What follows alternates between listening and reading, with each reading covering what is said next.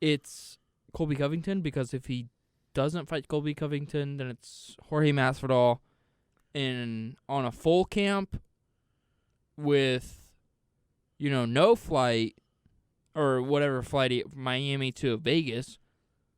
Do you think it's going to be all that more competitive? I don't think so. I think Kamaru's going to beat his ass. I agree. Anyway, moving on to UFC Fight Night, Las Vegas 19. Vegas, where dreams go to be made and hopes go to die, and shame is always left in the hotel room and some crumpled up sheets on the floor. So, who we have headlining? We have Curtis Blaydes versus Derrick Lewis. Now, that is obviously not the only fighters on this card. So I want to go down just the entire card with you guys. We're going to pick a couple fights that we're going to talk about real quick, and then we're going to focus a little bit of conversation on the heavyweight division, okay? Because I think the heavyweight division is something that me and Josh want to talk about, especially with some of the past main card events we've seen the past couple weeks. So, starting off the bottom of the prelims, we have Sergey Spavak versus Jared Vendera. We also have I'm just going to go through them. We're not going to do any predictions. We're not going to talk about anything right yet. We have Draco Rodriguez. We also have Aman Zahabi, related to the Zahabi name, obviously. Chaz Skelly, you getting up there a little bit of age right there. But Chaz Skelly versus Jamal Emmers. We have Shayna Dobson versus Casey O'Neill. We have Rafael Alves versus Pat Sabatini. Name sounds familiar. You keep saying that. We also have Nate Landauer versus Julian Erosa. I'll stop you right there. All right, go ahead. Because interjection. Well, one, Chaz Skelly's a great fighter. He trains at Sanford MMA. He's been training there. That's where Gilbert Burns trains. Who he's fighting? Jamal Emmers. Emmers is the big favorite. I haven't seen Emmers fight. I'm gonna be honest. I haven't seen Emmers fight, but Chaz Skelly's dangerous, so watch out for his submission game. Moving on to what you just said, Nate Landauer versus Julian Erosa. Ooh. Yes. Okay, so Nate Landauer. So they are actually tied in odds. Yeah, that's what I'm saying. The odds are -112 so and negative close. -112, -112. So close. Nate Landauer was in a bloodfest with Darren Elkins last time he fought. Yes. A blood fest. Like, nobody was quitting, and, Darren Elkins is just old, and he gets cut every fight. But Landauer really showed that he has stamina, I guess. He has stamina. He can really hang in there with some of these UFC veterans. Julian Erosa, at one point, was really about to be cut by the UFC. And you know what he did at that point? He beat a -500 favorite in Sean Woodson, who's from St. Louis. And Sean Woodson, the St. Louis sniper, was a really big favorite for that fight, like I said. But Julian Erosa took him out and actually finished him. And I like Sean Woodson a lot. I'm still a big fan of him. Still think he's a really good prospect. But that's what he's coming off of. So you've got two guys coming off of brilliant wins. That fight, don't sleep on it. Nate Landauer versus Julian Erosa. Juicy J is his nickname. Come on. Hey, Juicy J versus Nate Landauer. That's a great fight. Oh, fuck. He said, you put me on the spot, though. I don't know. Nate Landauer's been talking some ish to Grant Dawson sometimes. Like Grant Dawson wants that dude. Juicy J, Grant Dawson already beat that dude. I hate to keep mentioning him, but that's just the fighter I'm around most of the time, sometimes. But most of the time, sometimes, almost never, but sometimes. I don't know. Did Juicy J turn that corner and he's like, fuck this dude? Or did Nate Landauer just... Is Nate Landauer a real savage? Is he a real savage, or did he just beat Darren Elkins? I don't know. I'm gonna go with Juicy J on this one. I'm gonna go with Juicy J, Julian Erosa. That's such a tough. That's such a tough one. I mean, fight. it's so tough. Vegas couldn't pick. Oh, that's such a tough fight. Now, real quick, going back to the Chaz Skelly Jamal Emmers fight. The reason I kind of want to outline this fight just a little bit because my money is going to Emmers. Oh yeah. But the reason I think it's going to Emmers is because there's a little known name on Emmers' fight win list that Ooh. you might not realize. Who? He goes by the name of the Sandman, Corey Sandhagen. Who, if we remember, Sandhagen just brutally knocked out Frankie Edgar with a knee to the face the other day. I ended him. And Ended him. Just whoop up. Frankie Edgar said he doesn't remember. Yeah, what happened? Did you see that, Ariel Yes, Helwani? yes. Frankie Edgar, so for those who did not see Frankie Edgar on Helwani, Frankie Edgar, I mean, he said, I didn't know who I fought. I didn't know who I fought. I didn't know I had already trained. I didn't know where I was. And then he said what brought it all back is when one of I don't know if it was one of the trainers or one of his like girlfriend or wife or something said the date. She said it's It was an ambulance. It was an ambulance. Was it the ambulance? The ambulance. The ambulance driver, what is and then it? it What is all that came called? back. I don't know. The EMP. EMP. EMP. No, that's He said, "What's the date?" electromagnetic pulse. EMP. EMT. EMT. EMT. Yeah, We're both stupid here. It's okay. Yeah, it was the EMT lady said the date, and he said all of it all of a sudden just kind of started coming back to him. Fumbling back, he remembered walking out, or Yeah. he No, remembered. he said, I remembered training for the fight. I still didn't remember the fight at all. Training. He said, I barely remember even walking out of the tunnel to the fight. So kind of a weird peek behind the curtain of what a So Jamal Emmerich knockout beat his concussion dude? looks like. You can't remember where you're at, what you're doing, who you doing, what you're doing, where you going, what you're doing, who you're training against. It's scary. It is scary, but Yeah, of course. the fighters, like even Frankie said, It's part of the game. it's part of the game. It's part of the fight business that he's Sadly, in. you get used So to it. it wasn't new to him. He's fine Yeah. now. Yeah, So, he said then after that it all kind of flooded He's back to fine. him. So anyway, that long story about Frankie Edgar to say that Jamal Emmerich has fought Corey Sandhagen and beat him. Now, I didn't granted, know it was that. deeper in his career, so that's why I think that's going to be a good fight. You just chose. Chaz Kelly's a veteran though. I know, but is Chaz Skelly getting a little older and a little slower? I don't know Chaz personally. I'm not trying to offend you, Chaz. It's funny. I keep saying Grant Dawson, but he was scheduled to fight Grant Dawson. That was going to be Grant's last fight at 55. Wait, do you know Grant Dawson? It's all ties together. He's been calling out Nate Landauer. He beat Juicy J, and he was scheduled to fight Chaz Kelly. So, I mean, there's triple entendre right there. Don't even ask me how. Okay, so then moving on. Next in the UFC card fight, we have Jon Castaneda versus Eddie Weinland. You guys might remember Eddie Weinland getting a fist blown through the back of his face by Sugar Sean O'Malley and planting his ass on the UFC mat. I'm not picking. Right now, Jon picking Castaneda Weinland. is obviously favored. I think that's kind of a no-brainer for I most don't- people. But Look, I don't know anything about this guy. I'm not picking Weinland.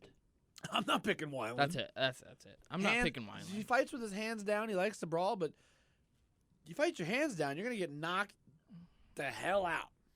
Veteran name on this card, but I don't know anything about this guy. He's got like real big like titties on it, but I mean he's probably gonna beat Eddie Weinland. I got my money on Castaneda. So does Vegas, apparently. Now, the next fight I think is going to be one of the most interesting fights I'm looking forward to, especially on the prelim card. Dracar close versus Luis Pena, the Caveman. This is my favorite fight of the night. This is probably my favorite fight of the night besides the main fight. This is my favorite fight of the night. Dracar close. He lost to Beneil Dariush. That was the last time he was in the octagon, I believe. And that fight ended up being the comeback of the year for Beneil Dariush. He won the UFC award for comeback of the year because he knocked out Dracar close. Why was it a comeback? Because Dracar had him on the ropes. And Dracar... He actually stumbled Beneil. Oh, I mean, man. he rocked him. That fight was... He's a great striker. Listen, the first fight I saw Dracar close fight in was against Mark Diakase.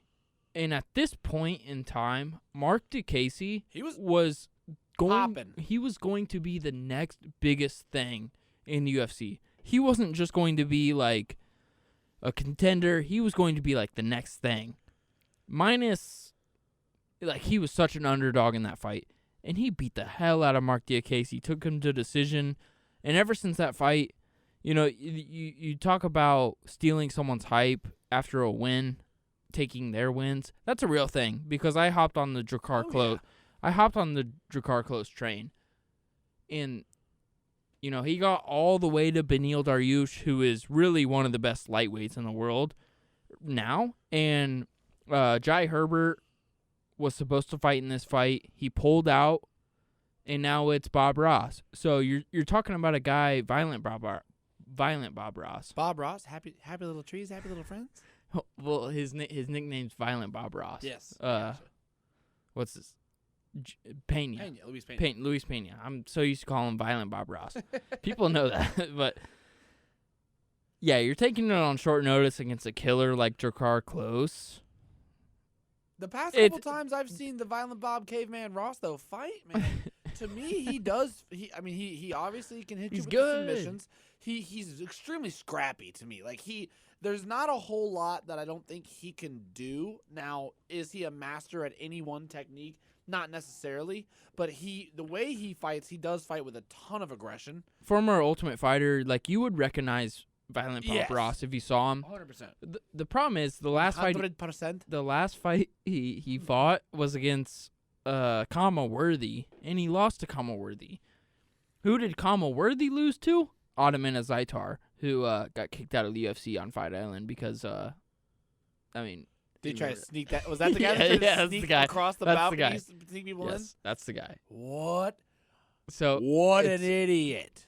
It's all a triangle. But if you're telling me that Violent Bob Ross is going to beat Dracar Close, I'm calling you crazy because that is really my lock of the night right there. So you're I think locking in Dracar on Close. I think Dracar Close is really special. He's the favorite. I think he's really special. Minus 200 to plus 160. He's special.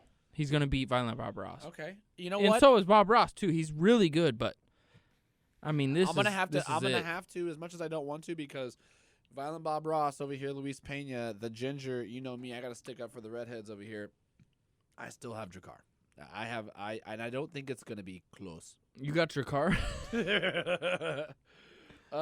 Yeah, I have Dracar, too. I think he does pull it out. But here's the deal. I think he pulls it out by decision. And what my backing to that is, the fact that the last 7 out of 8 fights that Dracar Close has had has ended in decision, split decision, unanimous, and then versus Dariush, KO punch. Well, if it was like split, it's one thing, but this dude dominates. So he dominates. But he's just a full 3-round finisher. So he's not gonna finish you. He'll edge you. But he'll push it to the edge, push it to the limit. So yeah, that's what he's gonna do. So I got Dracar, but I also have Dracar. I think that is mortal lock of the night. Dracar Close versus Luis Pena. Okay. Boom, boom. We're doing it. We don't have a soundboard in here, but we need to get a little button. Throw it in on YouTube or something. Okay, and then to finish off the prelim cards, we have Jared Gordon versus Danny Chavez. Not gonna lie, don't care. I know Jared Gordon. I know Jared Gordon trains with Paul Felder. That's it. Okay, so probably gonna go Gordon. Don't know. Don't really have a. Come on. I mean, like, let's be honest. All these guys can all these other podcasts, they can spit out all the facts that they want about these guys. Come on. I'm not gonna sit here and act like I know these guys. I don't. But that's what happens when you're a brand new show. You learn as you go. Well, I promise you, I'm gonna have come on. Does this fight excite you? No. Stop. I don't care. Stop. No one's looking for a Jared Gordon fight until, use this as both. No one. But come on. Now we get into a bit of excitement because now we hit the main card. And the main card, to me, starts off with a bang. Oh. We have Andre, the veteran, the Bulldog, Arlovski versus Tom Aspinall, otherwise known yes, sir, as Frank Mir Jr. Buddy. Frank Mir, the look-alike. That's my dad, Jr. If you guys don't know who Tom Aspinall is, first of all, good fighter. He is a good fighter. He's fighter. This is going to be an exciting fight to watch. So if you don't watch any of the prelims, watch this first main card fight because I promise you it's going to be Yeah, and it's just free a slugfest. too. It's free. It's a fight night. You guys don't even got to pay for it. Me and Josh, how about this? If the first 5 people to comment, we'll make sure you guys are able to watch the fight for free. Sound good? Sounds good. We'll make sure you guys are able to watch the fight for free. Yeah, fuck yeah. But no, this one's gonna be a good fight. If you also have never seen Tom Aspinall, he is a spitting image. Of Frank Mir. Spitting image of Frank Mir. And he's on the come up too. Like he's just been dismantling dudes. Good boxer. He's been very good boxer. He's been That's screwing dudes up. Oh yeah, splitting them up, tearing them down. That's why I think this fight's going to be good because they got an older Andrei Arlovski who just won a fight in the co-main event and the last time he fought, and then somehow he got knocked all the way down. Yeah, well, he's been a decision machine the past couple fights, so he's been playing it really safe. If Tom Aspinall can just get in there and pummel him a little bit, he's going to win. But if Arlovski shows his veteran prowess, his veteran prowess, he's probably going to beat Tom Aspinall. But if he can piece him up, stay on the outside, not get hit for 3 rounds, then yeah, he might beat Aspinall. But if Aspinall lands one of his good shots, just one of his good shots on Arlovski, he's going to beat him. And Andrei Arlovski I'm a huge fan of Andrei Arlovski. You know how many people have been nicknamed the Pitbull in UFC or just MMA combat sports history? The Pitbull?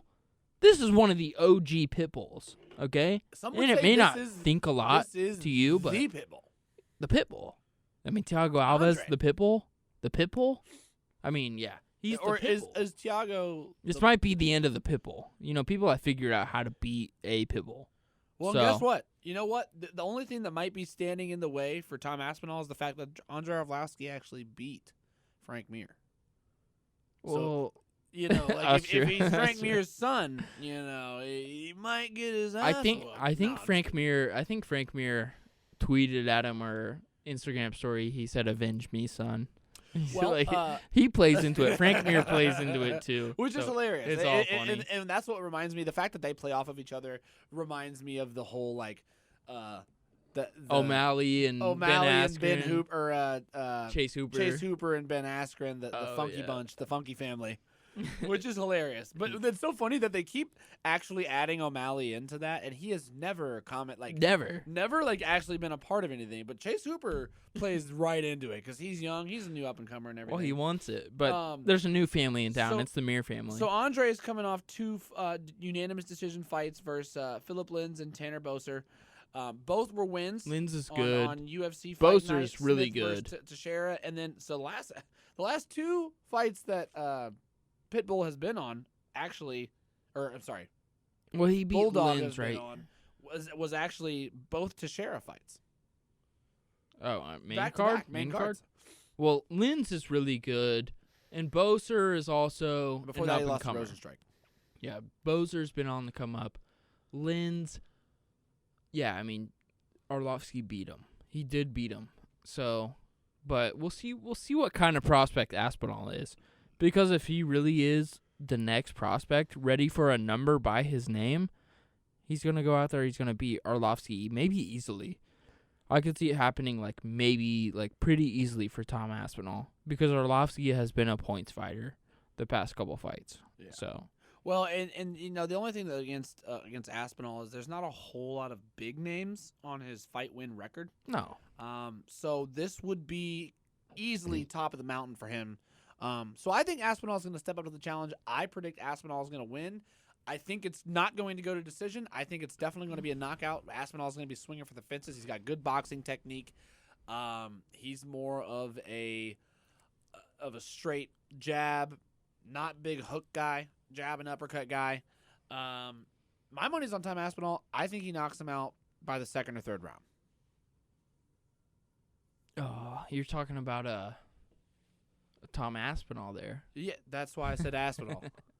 Josh is over here making his usual faces. Arlovski is the legend. I love Arlovski, but it's the end. Tom Aspinall is going to win, and that's it. It's bottom line. All right, bottom line.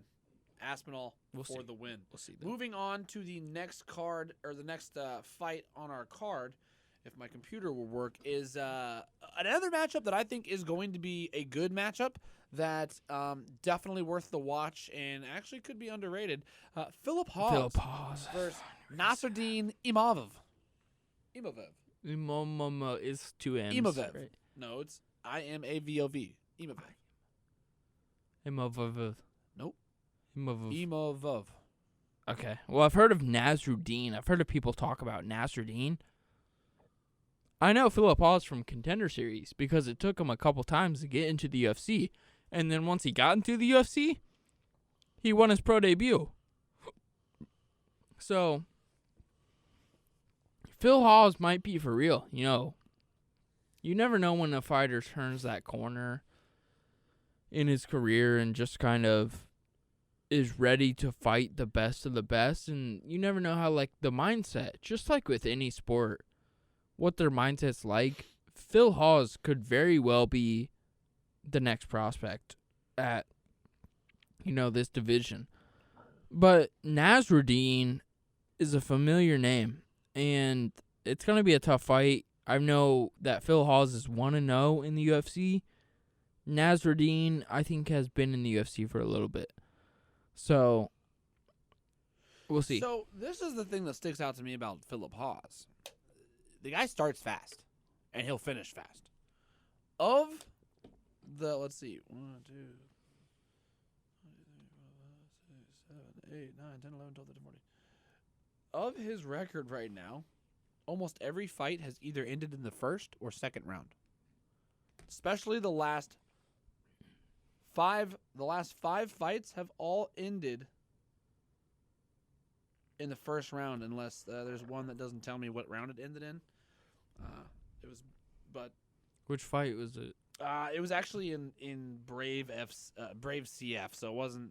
Oh, good old Brave CF. Yeah. So it was before he hit the Contender Series. It was before he got into the UFC, and then he was originally supposed to fight Nasruddin Imavov originally on the 16th, of January, but it was originally canceled.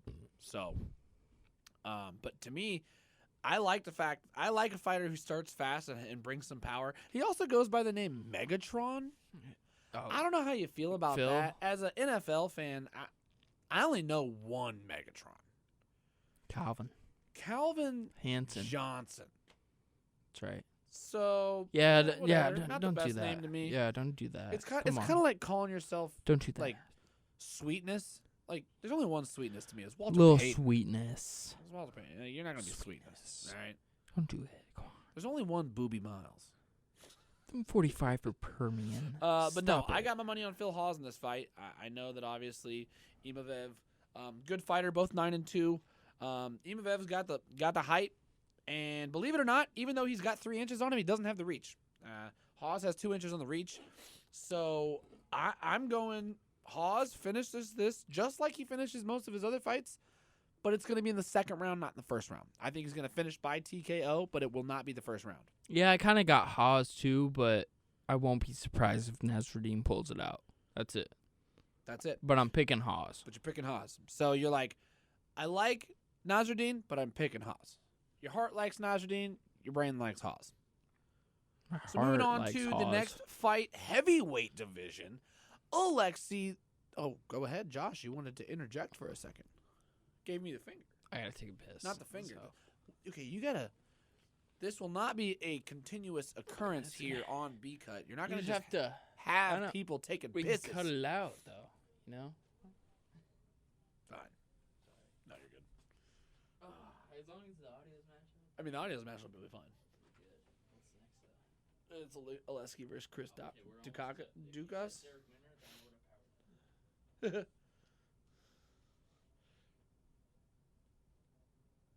Chris Daukus.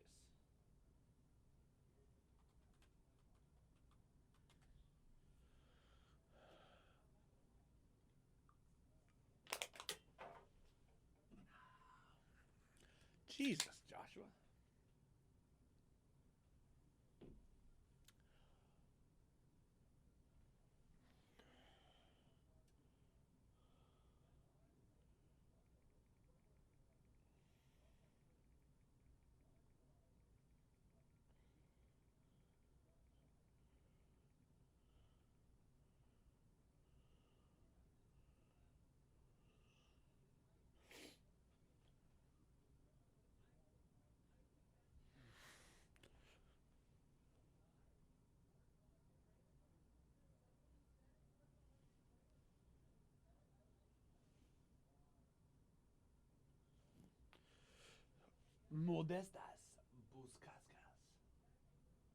Modestas.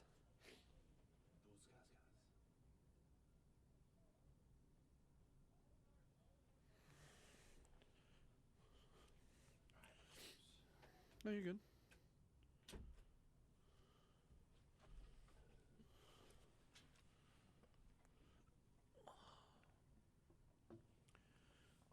Bilal Muhammad. I can't find much on Dukas. Dawkins? Is it Dawkins? Yeah, Dawkins. I know he's got his last 2 wins by KO, but go back into it. Okay. 3. Next 2. fight. Moving on in the fight up to the heavyweight division, we have Alexei, the Boa Constrictor. The Boa Constrictor Olenek versus Chris Dawkins. Dawkins Modestas Bukauskas. I don't care what your name is. Because the Boa Constrictor, you will catch me dead betting against the Boa. Yeah. I like the Boa a lot. You know, Alexei Olenek, look at his record, man. I was going to say, his record is Look at his record. insane. If you actually look at his overall MMA record, he's got over 70 bouts under his belt. I don't know many guys that have 70 fights under their belt. Now, they weren't all obviously in the UFC, but that's a lot of fighting. We're talking about the Boa. Like, your name is not the Boa unless you get a hold of some people and you constrict them. The Boa, because the Boa Constrictor man. is a perk that you get in the game It's a UFC. perk. And his name is a perk. I That'd be like if my name was called Double Tap or Sleight of Hand. I picked the Boa Constrictor when he fought Derrick Lewis last time. And if you saw that fight, Derrick Lewis just dominated the Boa. Absolutely. And it was hard to see, but the Boa, at one point, almost had a choke in there. Like, close. So, I do think the Boa, like, if you're thinking it's an easy win for Dawkins, No. the Boa Constrictor might get a hold of him, because Dawkins has not proven a single thing to the heavyweight division. I'm sorry, I'll say it. He hasn't proved a single thing. If he beats Alexei Olenek, he will have proven his worth to the heavyweight division. So That's I will it. That's say, it. in his pro history, Who? he has Dawkins? never Dawkins. In Okay. Dawkins' pro history, he's only had he's only gone to decision one time. Oh, you got 2 KOs He back to has- back. The last 3 fights, he's had a KO for punches, a TKO from punches and knees. He's had a TKO from a head kick. 3 fights before that, a TKO, TKO, TKO, KO, TKO. These are Okay. all in the first and second round. So Dawkins starts fast, and he comes swinging. Now, We'll see. if Alexei The can, Boa. if he can go ahead and avoid an initial barrage, then I think he'll be just fine, because I think his ground game is above head and shoulders superior, which we know it is. But my money's going to go on He's Alexei. the Boa. The only reason I would even Oh, pick wow. Chris is because that he catches him slipping with a quick right, but I don't see it happening, and my money's going on Alexei. Wow. Because you could see a similar ending like Derrick Lewis. And With, Chris is favored. Dawkins is favored. Oh, yeah. Dawkins is 177. definitely favored. Alexei, 140. Yeah, like I said, you'll catch me dead going against the Boa. The Boa constrict.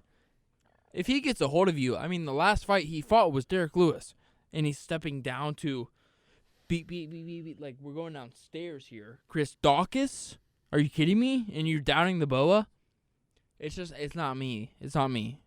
I'm going to stick with the Boa because I like the Boa. Chris Dawkins, if he beats the Boa, then he is for real. That's it. If he beats the Boa, No, then it's on. then it's on. It Watch is out a for Chris legit win. Dawkins. So that's a fight to watch in general, because if he beats him, he's on the come up for sure. Moving on to our next fight, which is probably one of our top fights of the night. The man, the myth, the legend, the guy we had on last week, and you guys can go check out our interview with this fighter. Just made his debut in the UFC, and now 3 he's fights going. in. I'm sorry, what? This is gonna be his 3rd fight. I'm sorry. Going to be his 3rd fight in the UFC. That's the Millers talking. Derek Minner versus Charles Rosa. I don't even need to say it, man. I don't even need to break this fight down.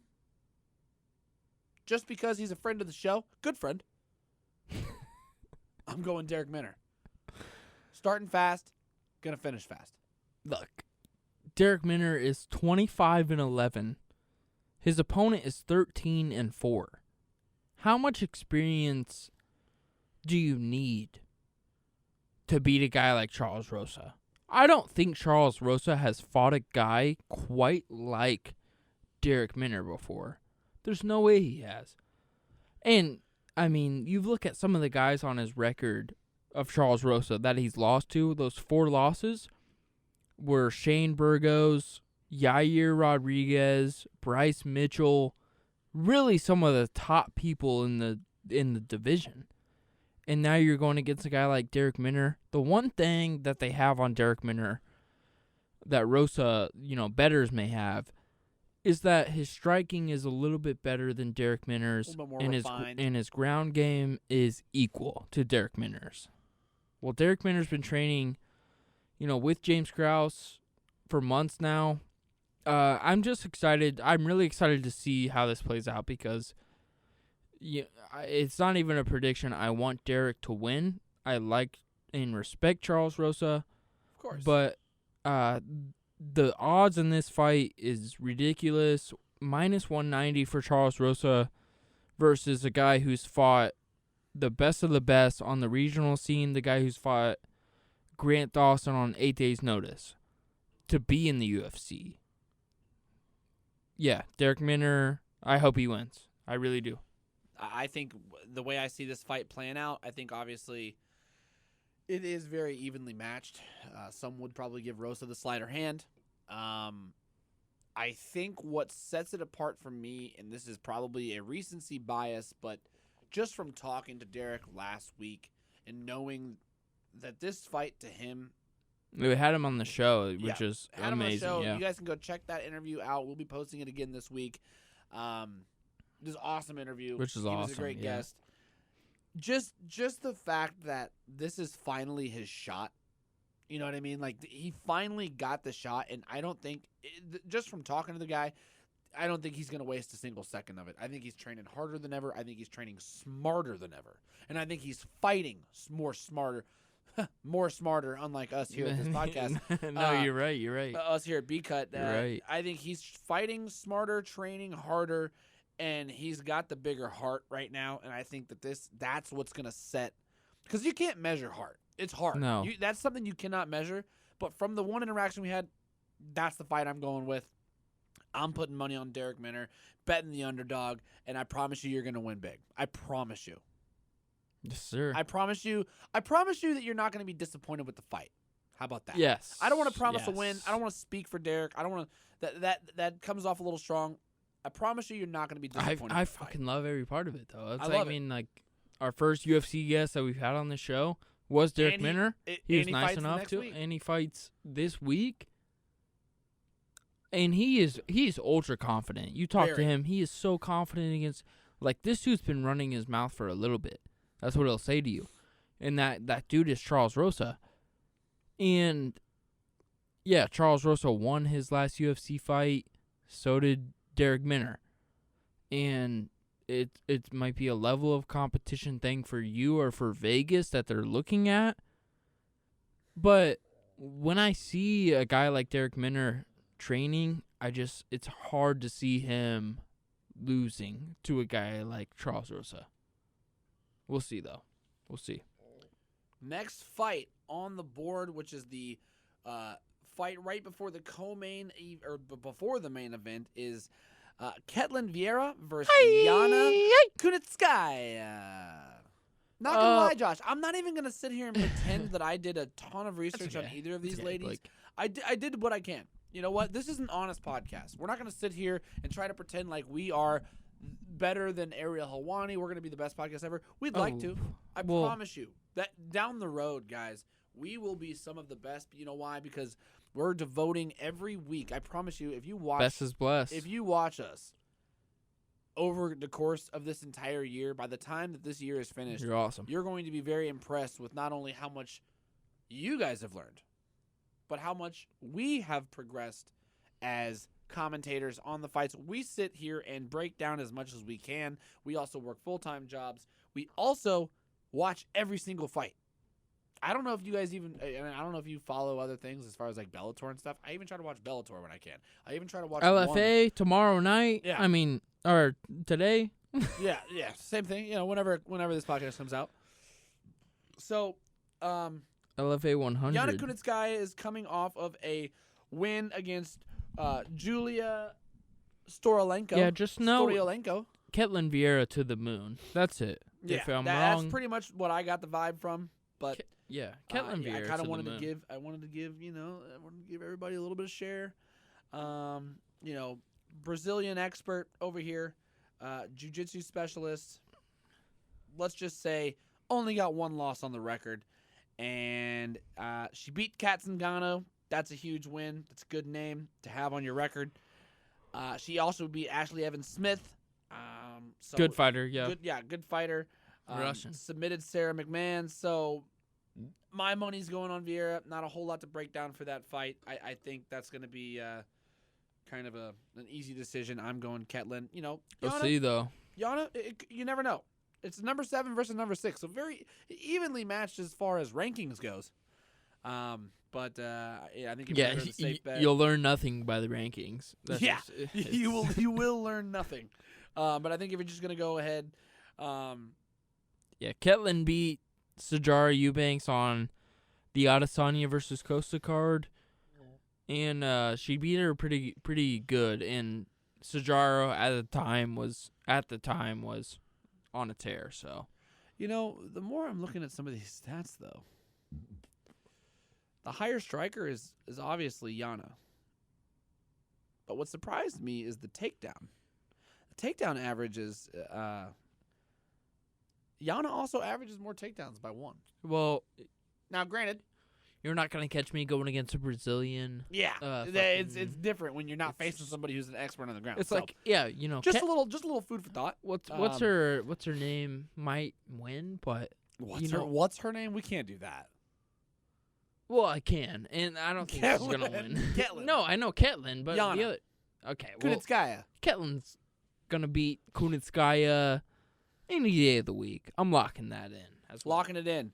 Ketlin beating Vieira. You know what? Just for funsies for you at home, I think I'm gonna pick Yana. Kunitskaya. Kunitskaya. You better lock that in on Saturday. You better check back in with me Saturday to see if that lock is still there. You better lock that in on Saturday. Me and Josh, every single week we have put out all of our fight predictions from the bottom of the prelims all the way to the top of the main card. You guys can check us out if you guys want to bet on those. Just for your guys' if you want to be positive in your last time your me picks. and Josh on the Uzma versus Burns fight, we went 7 for 3 the entire. 7-3 the entire night. Both of us weren't identical on the wins, but were both identical on amount 7 of for wins. 10. 7 out of 10. So you know what? Pretty good guesses on our end for a couple fights that I really 7 did not out of know. 10. That's not bad at all. Come on. I'll take 70% success rate all day. Moving on to the bread, the butter, the reason we're all here. Sorry to make you wait, but you had to stick through all of that, or else we wouldn't keep you guys on. Curtis Razor Blaydes versus Derrick My Balls is Hot Lewis.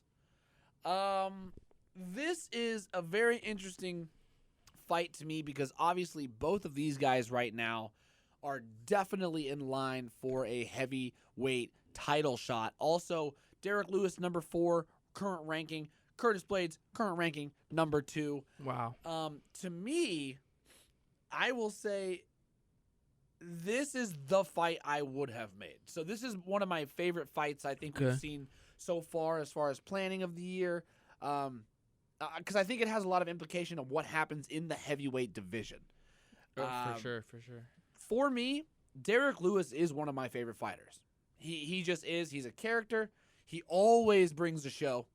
And he has the most wins, most knockouts ever in heavyweight history. Curtis Blaydes is also a very interesting not an up-and-comer, not at all. The guy has been established. But what has been most impressive to me about Curtis Blaydes is that he started to put his game together as a complete package. Yes, we knew he could wrestle. He's always been good at that. Yes, we knew he had vicious elbows. He's always been good at that. But now he's starting to put a stand-up game together. And not just put it together. Put it together and make it look good. So he's started working on his power. We know Derrick Lewis has power. That has never been a question. What sticks out to me the most, I think, is the difference in Derrick Lewis's ground game and Curtis's ground game. Yeah. But I think the key factor to me is how well Derrick defends the takedown.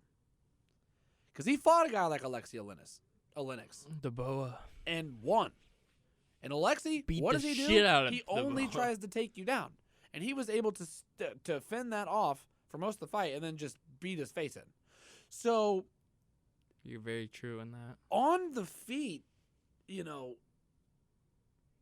Derrick Lewis to me is the better man. Just because maybe not the better technician per se, but just the overall power that he brings.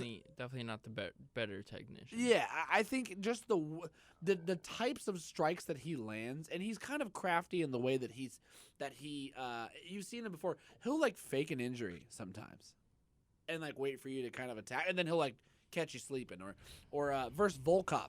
Volkov was beating him that entire fight, and all Derrick Lewis did was not quit. That's so a mutual opponent between the two. Exactly. The last fight, Blaydes beat Volkov. Derrick Lewis, we also knew, knocked Volkov out in the last 30 seconds of the match. It was insane. I remember watching that fight at Lou's Bar down here in Casey Mo. Yeah, Blaydes couldn't finish Volkov. He couldn't finish Volkov. So this is probably, I mean, look at the pedigree of fighters that we've had, and look at the past 3 fights we've had or the past 2 going into next week will be the third for the past 3 fights. What, all heavyweight division?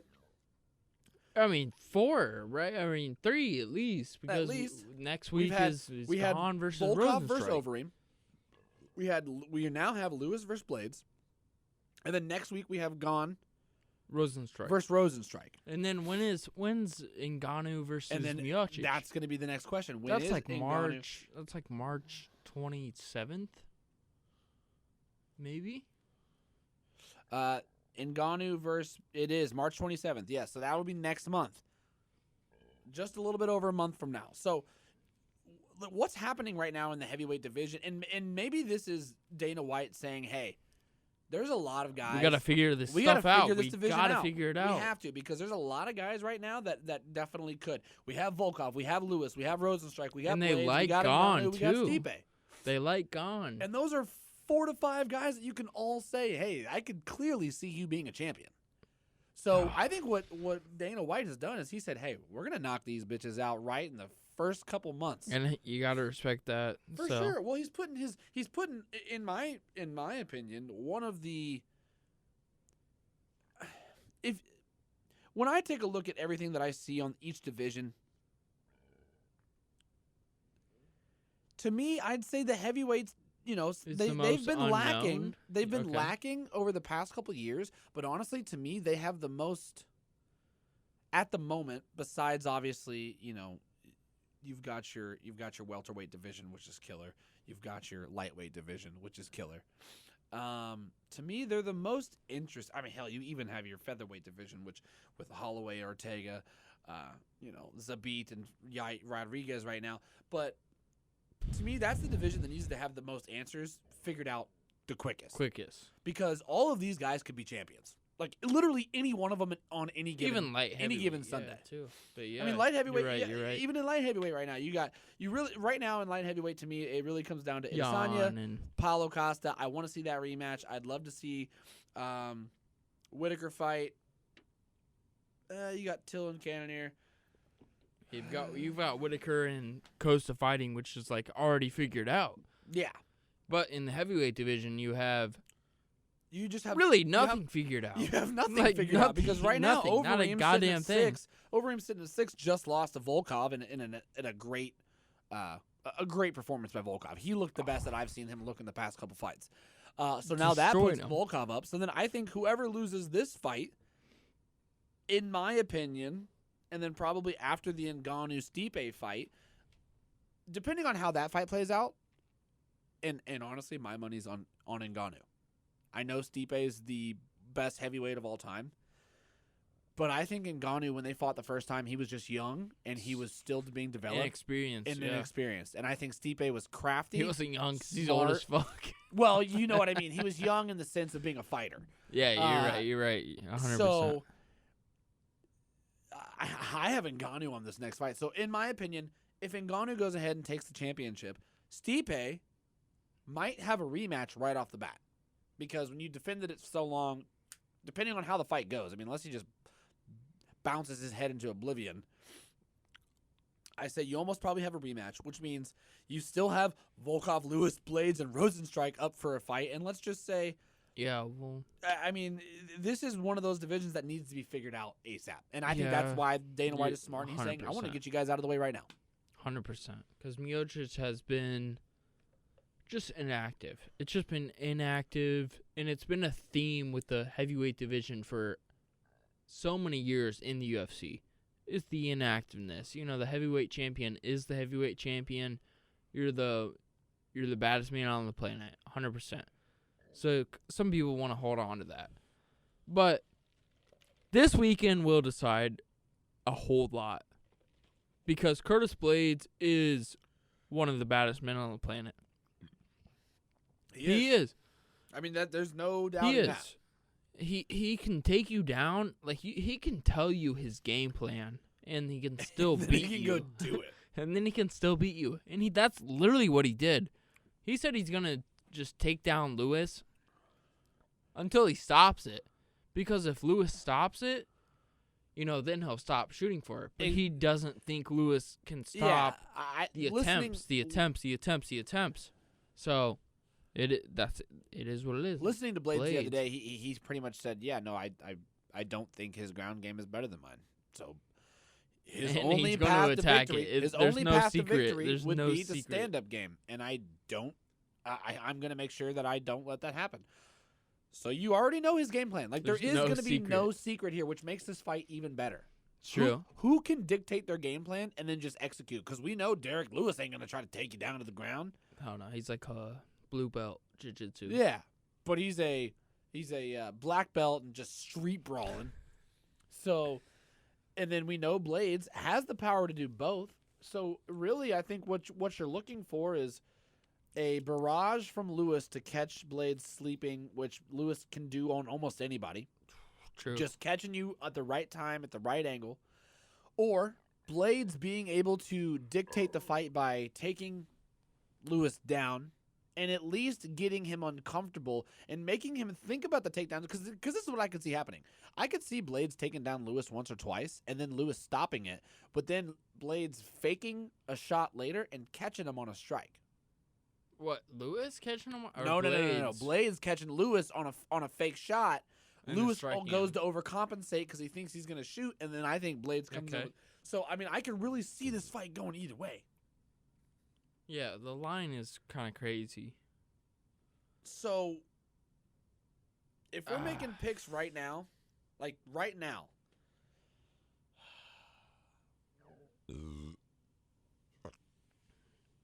the line is crazy too. It's plus 300 Lewis, minus 400 Blaydes. Like, I don't even know how they made that.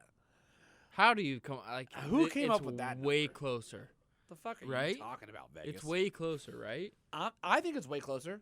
I think it's 150, 175. Where have we seen Blaydes' chin tested? That's just it. I don't think I can think of a fight where Blaydes got rocked and kept going. Like, I don't know many. I mean, but Blaydes has said all the right things. He's like, talk is cheap, motherfucker. Helwani will ask you. He's like, you know what, Curtis? Do you think you deserve a title shot? And he's like, hell yeah, I deserve a title shot. But what was he gonna say? No. What I'm doing is building my case. He's like, every time I say yes, it's like I'm building my case to get the title shot because I'm going to have more and more on my resume to where the fans, to where UFC, to where the people say, yes, Curtis Blaydes is the next guy. So he's not doing this just for himself. He's doing it for, like, the notoriety of people, because that will happen. After he wins this fight, it's like, dude, Curtis Blaydes it's on. No, he's the next. Is next. If he wins, he's next after the Ngannou fight. And he knows that. So I really do respect that about Curtis Blaydes. No. I think if Blaydes wins and Stipe loses, then they're going to give it to Blaydes, and then Stipe is going to fight probably Lewis, or honestly, Stipe will probably just chill for a while. Let's be honest. Well, I don't like that because Stipe's got to stop chilling. I know. I don't like the whole, you're the champion, and let's see how long I can wait, but whatever, So if we're making bets today, putting the money down, I got a fat $100 bill right here. Well, Blaydes fought Ngano. I know, and he lost. Yeah, you're right. So. But he also fought Volkov, won. Dos Santos, won. Overeem, won. Mark Hunt, won. This is going back 2 or 3, 2.5 years now. Oleinik, won, who's also on the card.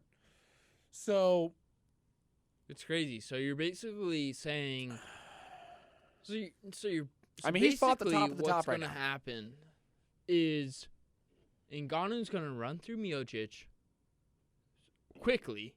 I never said run through quickly. Well, that's what I'm saying. I think it'll be a fantastic fight, but let's just hypothetically say if Stipe loses.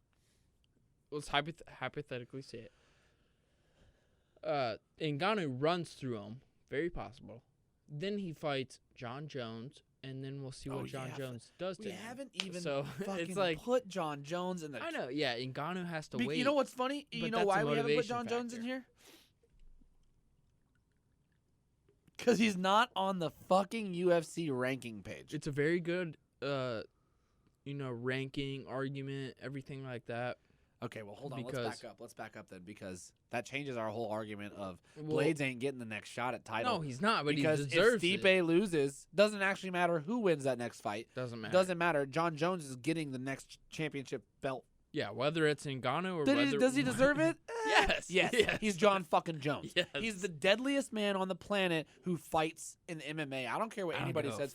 Greatest fighter who's ever stepped into the octagon, Jon Jones. Then it probably goes tie between Khabib and St. Pierre.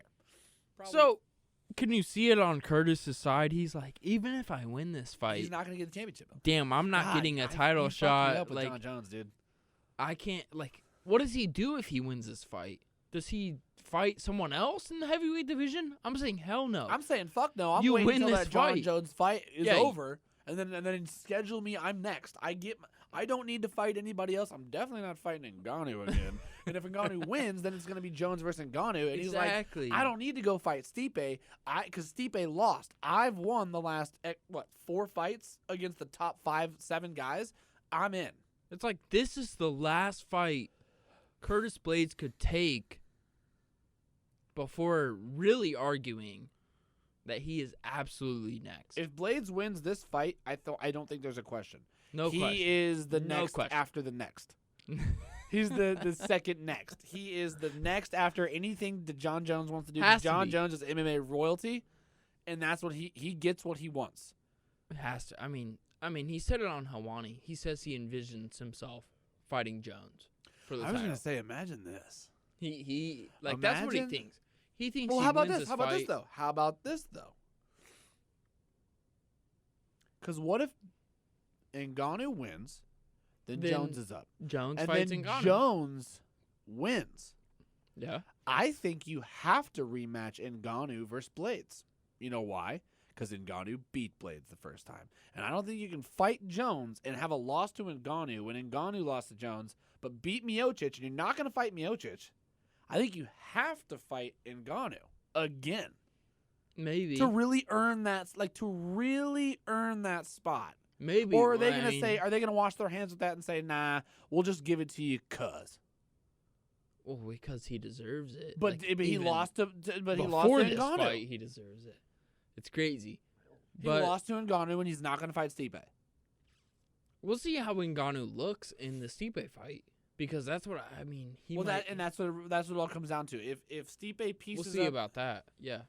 Wow, dude, the heavyweight. I'm telling you that this is why the heavyweight division is literally like it used to get shit on because it was just kind of like whatever. Like there was great people, but like they just weren't the fighting proficiency wasn't not the proficiency. It's a waiting game too. Yeah, it was a lot of sitting around waiting, and now there actually is a lot of like top 5-7 contenders that are we're all chomping at the bits right now. Like what are we on? I mean, literally a month away. We have Miocic versus Ngano for the second time. That fight's unbelievable. Dude, it's going to be so good. I mean, I took a meme from the first one that I will never forget. He said, it's a little bit weird. Like, a little bit weird. Ngano, because they were on SportsCenter and shit. He said, it's a little bit weird. That's a little weird. It's a little weird. By the way, he had a show on Joe Rogan not too long ago where he broke down like his escape from Cameroon or wherever the hell he's from. Miocic is like, the heavyweight max is 265. Miocic has been fighting at like 225. 225, yeah. It's like he's been so lean and mean. How much more do you want this? I did the thing I was supposed to do. I know it was great. But if you watch an interview, it'll be like that. You don't know what he's saying. Like, I'm not really sure what you're saying, Stipe, and I'm not sure it's because of the way you talk or how many punches you've taken to the head. But it's a toss-up between that. But, I mean, I love Miocic. It's going to be tough. Once he defends that title, because I knew in my heart he was going to beat Cormier. Come on now. But this is real. This was going to be real. So, whoever he fights, I mean, it's going to be Ngano. And that's a real fight. He dominated Ngano. He got cut up in that fight. He got a black eye in that fight. But if he beats him again, man, Stipe retire, dog. Stipe, you better retire, dog. Stipe better retire, and he'll be known as the greatest heavyweight champion of all time that ever lived. Gotta retire after that. You gotta retire. If you lose, retire. Like, if you lose, you take Curtis Blaydes the next week. No. Like, you're holding up some shit, Stipe, and I know you're not balls deep in the game. I just know you're not. I know you're not. I see it. You're not. I mean, he's a part-time firefighter, dude. He's got lives to save. It's true. If he beats Ngano, he's the best heavyweight ever until further notice. But if you beat Ngano and you still hold up the strap, move on, dog. Or no, hold on. And this is the last thing I'll say. If he beats Ngano, it's for the second time. You have to fight Jon Jones. Okay. You have to fight Jon Jones. Please. But then that's your last fight. Like you go into training camp knowing I will never step in the octagon again. Whatever happens here versus Jon Jones is finale, mio chicho, the dunzo. It's done. Okay. I'm either going out a winner as the greatest heavyweight. If you beat Jon Jones, you are the greatest heavyweight of all time. And automatically entered into the conversation of greatest mixed martial artist of all time. Doesn't matter. Yeah. Hands down, no questions asked. You have to fight Jones. If you beat Ngannou, which he very well could. Very well. He already beat him once. I think it's going to be a great fight. Going to be very scary. I have my money on Ngannou. But if Stipe fights smart, fights takes him down, like a ground champion, and pound, gets him down, works the takedown, you have to fight. I mean, like, you have to fight right. Jones. I think he might. You have to. So because you put everything into that training camp, and you say, regardless, I'm already one of the greatest of all time, but can I go down as the greatest heavyweight of all time? If I beat Jon Jones, it's over. There's no real argument after that. You are the greatest heavyweight. Jon Jones still might be the greatest lightweight heavyweight of all time. Yeah, so maybe 2 more fights for Miocic. I think Miocic has 2 more fights left in his career. I like Miocic. It's tough. Now I want him to win. Even though I want Ngannou to win, like now I want Miocic to win because to see that play out would be fucking awesome. I know, but then you think of Ngano and Jones, and then you're like, holy shit, that's crazy. That'd be awesome, but I think Jones beats him.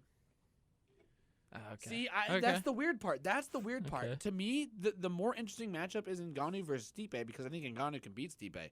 I agree. I don't know if Ngannou can beat Jones. I also don't know what Jon Jones has been doing for the last year and a half. So, I'm like, he's probably been sniffing a lot of the booger sugar, hanging out, just Living. Jon Jones also, I mean, he's a specimen of a human being. The guy can not train it.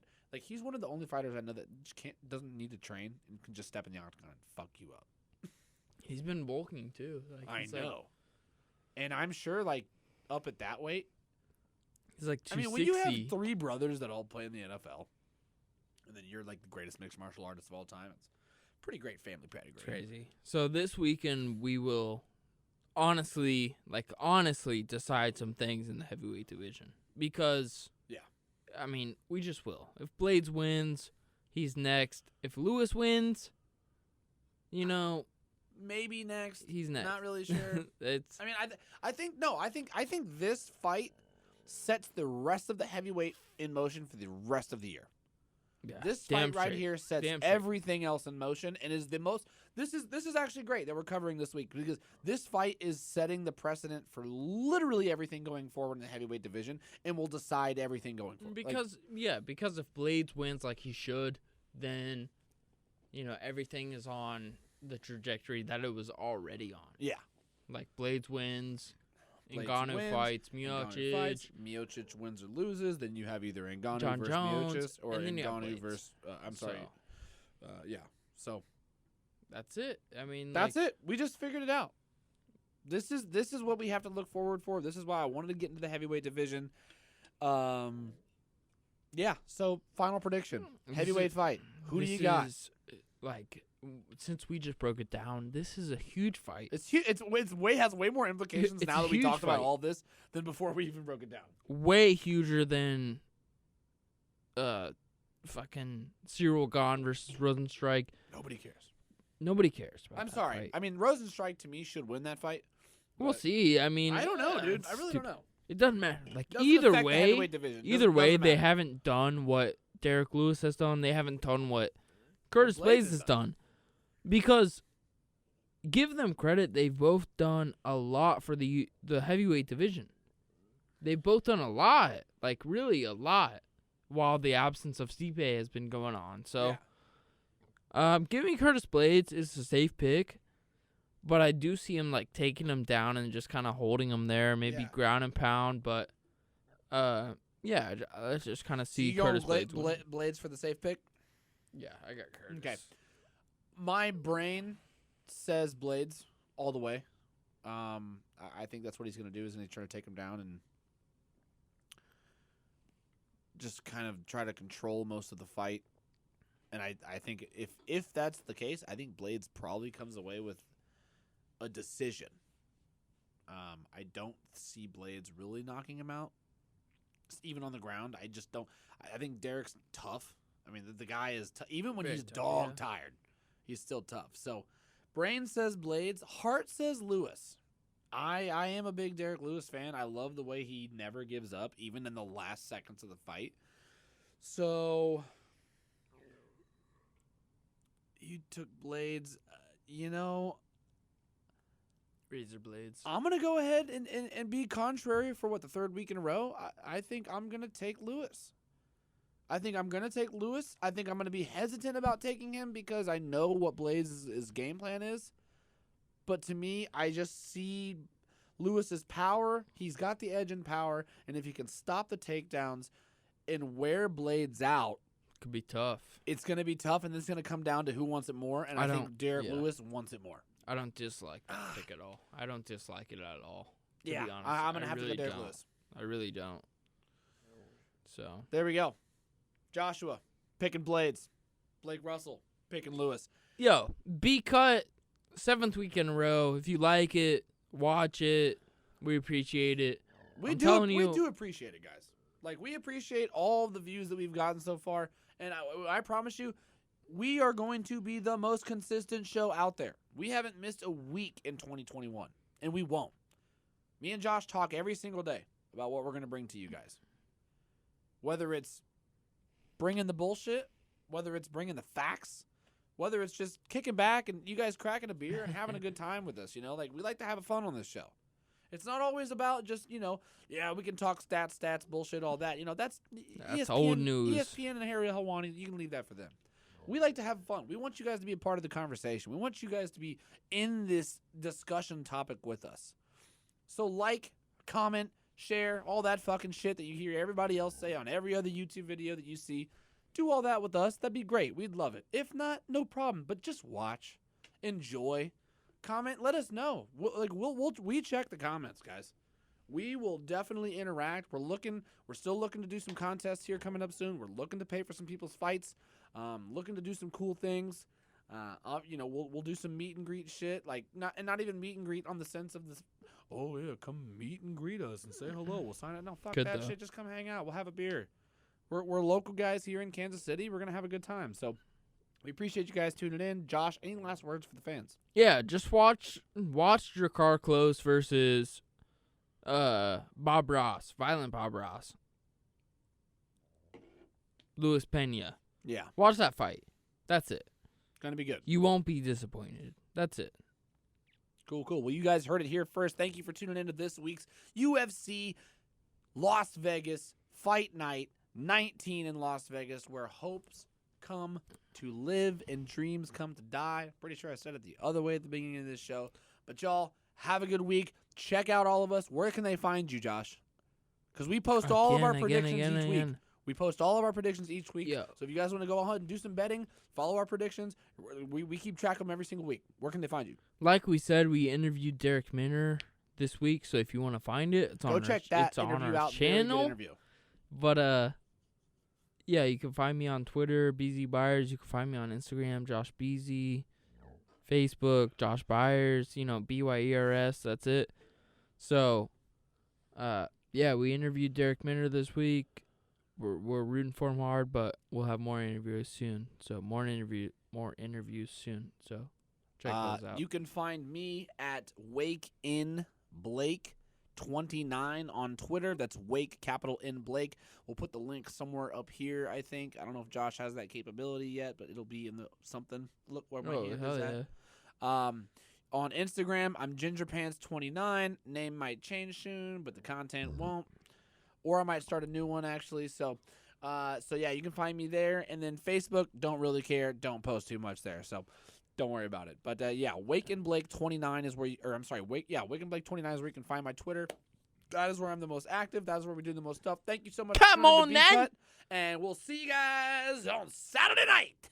Peace. Come on, then.